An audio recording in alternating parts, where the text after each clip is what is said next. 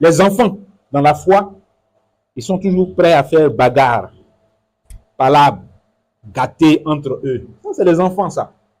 Donc, quand vous voyez des gens dans l'église qui sont toujours dans des bagarres, dans des trucs, dans des disputes et tout ça, ce sont des enfants. Ce sont des enfants.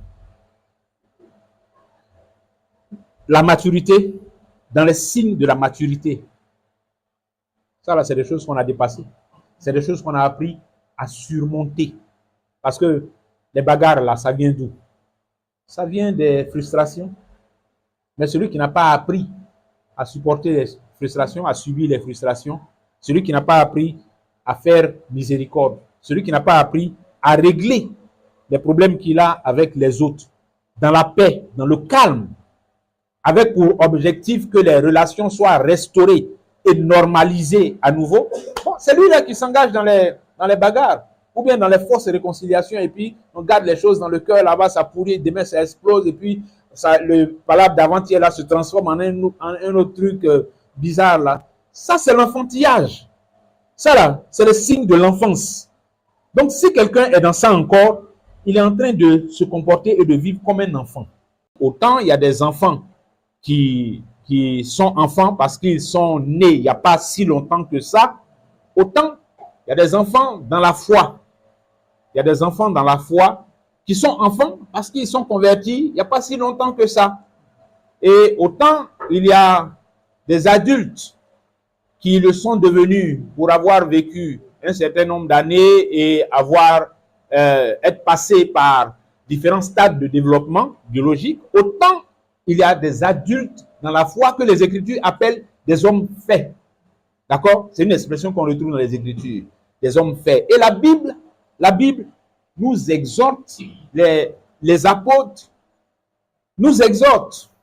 L'enseignement que nous recevons d'eux concernant ces choses-là, c'est que nous devons chercher non pas à rester au stade de l'enfance, mais avancer jusqu'au stade de homme fait.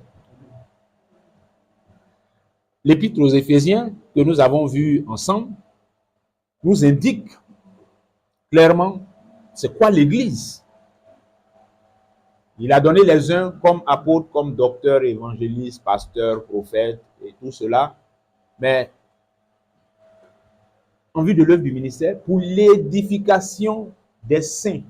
Donc, pour que l'Église soit édifiée par l'exercice de tous ces ministères qui ont été donnés. Mais cette édification, elle produit quoi? Elle produit des hommes faits, parce que le perfectionnement des saints dans lequel l'exercice des ministères fait entrer l'Église, c'est un perfectionnement qui va dans la direction de faire de nous des hommes faits.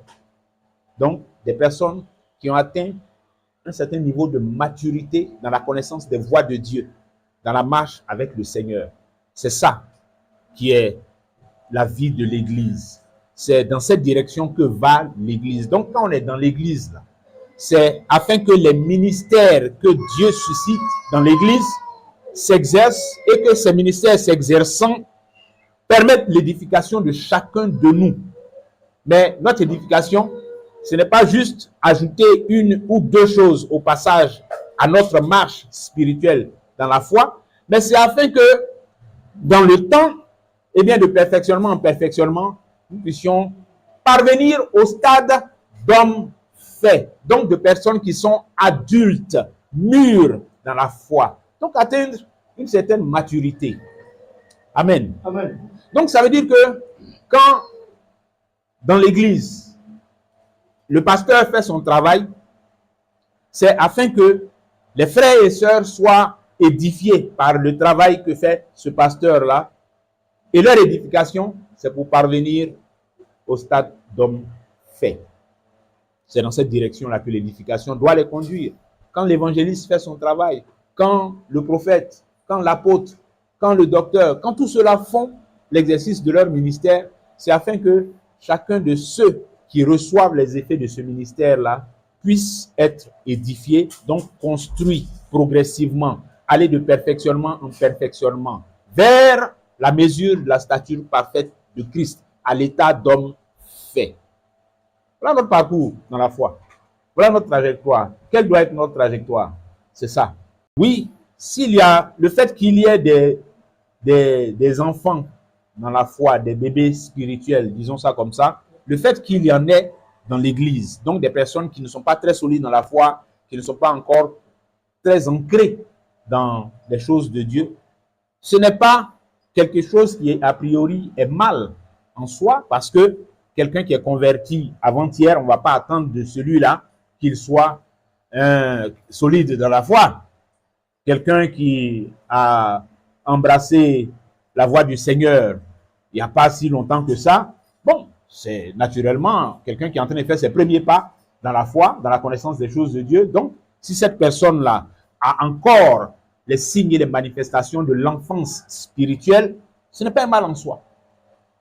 Mais là où ça devient problématique, c'est quand certains, ayant marché dans la foi pendant un certain temps qui aurait dû leur permettre d'atteindre ou d'accéder à certains niveaux de maturité, mais ceux-là ne montrent pas les signes et ne portent pas le fruit de cette maturité-là. C'est là qu'il y a problème. C'est ça qui n'est pas normal. Et c'est ça qui doit être traité. Il ne faut pas qu'on se laisse emporter au gré du vent. On n'est pas emporté au gré du vent. On doit savoir qu'on est en train de marcher dans le Seigneur là. Voici comment ça doit se faire. De la même manière que un enfant qui est là, il est appelé à grandir, à se développer, à passer d'un âge à un autre et à voir des choses changer dans sa vie à mesure qu'il progresse. C'est comme ça que dans la marche spirituelle, dans la marche, dans la foi là, c'est comme ça également que on doit s'attendre à ce que, à mesure qu'on marche dans le Seigneur là, il y ait des transformations, qu'on ait de transformation en transformation, de changement en changement, d'évolution en évolution, de progrès en progrès, dans les choses de l'esprit. Parce que notre foi là, il faut qu'elle ait de l'ossature. Notre foi, elle doit avoir, c'est-à-dire doit être solide. Notre foi doit être solide. La foi de celui qui est né dans le Seigneur avant-hier là, si c'est une foi qui est un peu vacillante là, je veux dire, c'est admissible, on peut admettre ça. Mais quelqu'un qui a fait du chemin dans le Seigneur, ou alors quelqu'un qui a fait du temps, parce qu'on peut faire du temps sans faire du chemin. Quelqu'un qui a fait du temps dans le Seigneur, en principe, ce temps-là, si on ne l'a pas gaspillé, si on ne s'est pas dispersé dans des choses inopportunes, on devrait avoir de la solidité. Et il faut chercher cette solidité-là. Il faut chercher cette robustesse dans la foi. Il faut qu'on cherche à être des personnes solides, ancrées dans la foi, robustes dans la foi. Ce n'est pas de la même qualité. Ce qui est fait, conçu, préparé de façon pressée, vite, rapide, là, ce n'est jamais de la même qualité que ce qui a pris son temps naturel selon que Dieu l'a établi pour mûrir, C'est comme ça, un chrétien qui marche dans le Seigneur là, et qui a appliqué son cœur à marcher selon ce que le Seigneur veut pour lui ou bien pour elle, qui n'a pas laissé tomber à terre la moindre parole qui lui a été donnée de la part de l'Éternel, mais qui s'est appliqué, qui a pris au sérieux et qui a mis son cœur dedans et qui a vécu sa vie chrétienne de cette manière depuis sa conversion là. Mais lui là, c'est du lourd, c'est du solide, c'est du consistant. Parce qu'on ne s'est pas mis dans les pressés, chercher des raccourcis, aller trouver des voies rapides pour... Non. Ce que le Seigneur veut, c'est qu'on soit attentif à ses voies, qu'on comprenne quelles sont ses voies, et puis on s'engage dans ses voies et on marche avec lui. On ne marche pas plus vite que lui. On ne marche pas moins vite que lui. On marche au même rythme que lui, dans la connaissance des choses de Dieu. Amen. Donc, ce par quoi le Seigneur veut nous faire passer là, même si on est en train de sentir que ça va brûler, mais dans la mesure où c'est là que le Seigneur veut nous faire passer, ça veut dire que passons là, dans la nature, là, où il y a les gros arbres, les baobabs, les fromagers, les gros arbres. Ce pas des arbres ils sont pas devenus gros comme ça en 3 jours. Hein. Ils ne sont pas devenus gros comme ça en 10 ans ou bien en 15 ans. C'est des 40 ans, 50 ans, 100 ans pour certains. Mais quand vous les voyez, ils sont solides, solides. Mais parce que leur croissance a pris le temps qu'il faut. Et puis, les choses qui doivent se produire en eux, là, ça s'est produit. Chaque chose en son temps. Et puis, 100 ans plus tard, tu le vois, il est assis, il est déposé, ses racines sont profondément entrées dans le sol là-bas, ça le maintient. Voilà sa taille. Voilà la circonférence de son tronc. C'est ça. C'est ça l'image de comment nous devons prendre le temps ou laisser le temps au Seigneur de faire le travail qu'il y a à faire dans notre vie, sans résister, mais lui laisser le temps. C'est-à-dire que les années que nous passons dans notre marche avec le Seigneur, là, ça ne soit pas des années perdues, que ça ne soit pas des années, voilà, c'est-à-dire on a été tête en l'air, à tel point que, bon, on vient de passer 3 ans sur place. Oui, non. En 3 ans, il y a tellement de choses que le Seigneur aurait pu faire pour nous faire mûrir. Mais on n'est pas concentré sur les choses que le Seigneur veut. Et puis, on gaspille 3 années comme ça dans notre marche avec le Seigneur. Et on est là, on est sur place. Ou alors, les années pendant lesquelles le Seigneur voulait nous faire parcourir 10 km là, on a marché 2 cm et puis on est arrêté. Et comme on a vu qu'on a bougé sur 2 cm là, on est content de ça. Alors qu'en réalité, ce que le Seigneur voulait pendant ces 3 ans là, c'était 10 km qu'on devait faire. 10 km de croissance. 10 km en route vers la maturité, vers plus de maturité encore. Donc, ayons conscience de ça. Et puis marchons de cette façon-là. C'est-à-dire qu'il faut que ça soit dans notre esprit. Il ne faut pas qu'on gaspille le temps. Il ne faut pas qu'on gaspille le temps. Notre maturation, notre croissance dans la marche avec Christ, là, c'est dans le temps que ça se fait. Dieu n'est pas dans le temps, mais nous a mis dans le temps. Donc, ce qu'il fait en nous, c'est dans le temps qu'il le fait. Il prend le temps de le faire. Donc, le temps pendant lequel nous marchons dans le Seigneur, là, le temps pendant lequel nous sommes dans l'église, il faut que ça soit un temps qu'on mette à profit. Il ne faut pas que ça soit un temps qu'on gaspille. Un temps dans lequel on s'éparpille dans beaucoup de choses qui ne nous apportent pas la croissance dont nous avons pourtant besoin. La croissance que le Seigneur veut nous faire connaître. Beaucoup de choses qui ne nous apportent pas ça. Concentrons-nous sur les choses qui font croître, qui font grandir, qui font qu'on se développe et qu'on va vers la mesure de l'homme fait. Donc, travaillons seulement. Le fruit de ce que nous faisons là, ça va apparaître en sa saison. Mais si on continue de travailler, pas si on se relâche. Parce qu'on va se relâcher et puis attendre qu'en sa saison, un fruit apparaisse. Aucun fruit n'apparaîtra si on se relâche.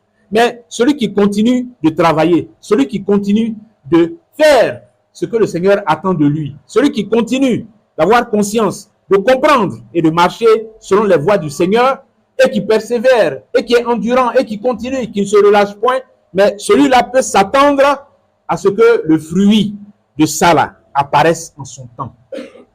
Amen.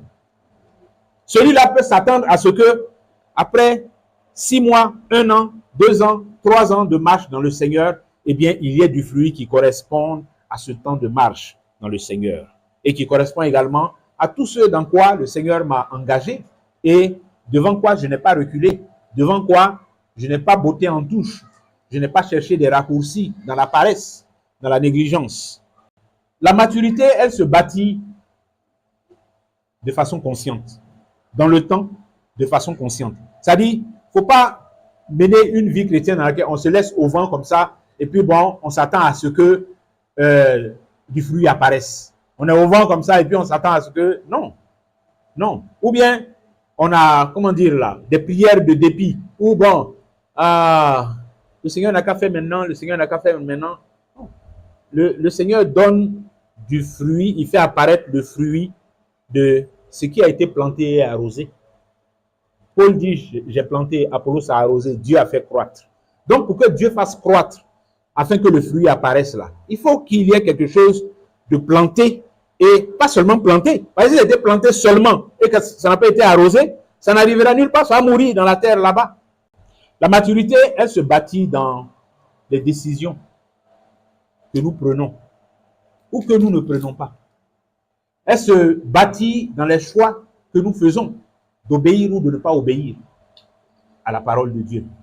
C'est dans tout ça que la maturité se bâtit, c'est dans tout ça qu'elle se construit. Donc elle se construit dans la marche, elle se construit de façon pratique, elle se construit dans cette dynamique-là. C'est comme ça que la maturité se bâtit. Elle se bâtit dans les leçons qu'on tire des choses par lesquelles Dieu nous fait passer. Ça, c'est la sagesse de Dieu, la sagesse d'en haut. Savoir s'instruire et tirer leçon des choses par lesquelles Dieu nous fait passer. Il y a maturation dedans, il y a croissance dedans. C'est-à-dire qu'il ne faut pas traverser la vie chrétienne, la marche avec Christ là. On traverse ça, comme un aveugle. On ne comprend rien, on ne cherche même pas à comprendre ce qui est arrivé, les voies par lesquelles on est passé, comment s'instruire, comment tirer leçon de telle chose, de telle situation, une situation dans laquelle on a été, je ne sais pas, dans notre quotidien, les situations qui arrivent, les choses par lesquelles nous passons, douloureuses, heureuses, toutes ces choses-là. Savoir tirer leçon de ça, s'instruire de ça, pour s'améliorer, pour se perfectionner. C'est tout cela qui participe à construire les hommes faits. C'est dans ça que les hommes faits se bâtissent. C'est dans ça que les femmes faites, les femmes mûres se bâtissent. Les femmes mûres dans la foi, dans la marche avec le Seigneur. C'est dans ça qu'elles se bâtissent. Parce que vous voyez, la maturité, là, c'est l'augmentation de la sagesse. Hein. C'est quand la sagesse s'augmente, là, que la maturité se fait. Quand la sagesse s'augmente. Mais la sagesse, là, elle s'augmente comment? C'est pas un vent frais qui souffle du ciel et puis ça vient sur la tête et puis on est devenu sage, on a appris la sagesse. Non. La sagesse, là, on apprend ça dans la marche. On apprend ça dans l'expérience concrète de la vie avec le Seigneur. C'est dedans qu'on apprend la sagesse, dans les rapports qu'on a les uns avec les autres. C'est dedans que Dieu nous enseigne la sagesse de ses voies, la sagesse des choses qui le concernent. C'est dans ça. Donc la maturité, là, elle se bâtit de façon pratique et de façon consciente. La maturité ne tombe pas sur quelqu'un comme ça. Et puis un matin, il se réveille et je suis mature. C'est pas comme ça. C'est de façon consciente. Moi-même, là, je désire ça, j'aspire à ça. Je veux devenir un chrétien mature. Je veux devenir une chrétienne mature. Je veux devenir une sœur qui est mûre dans la foi. Une sœur qui est spirituelle.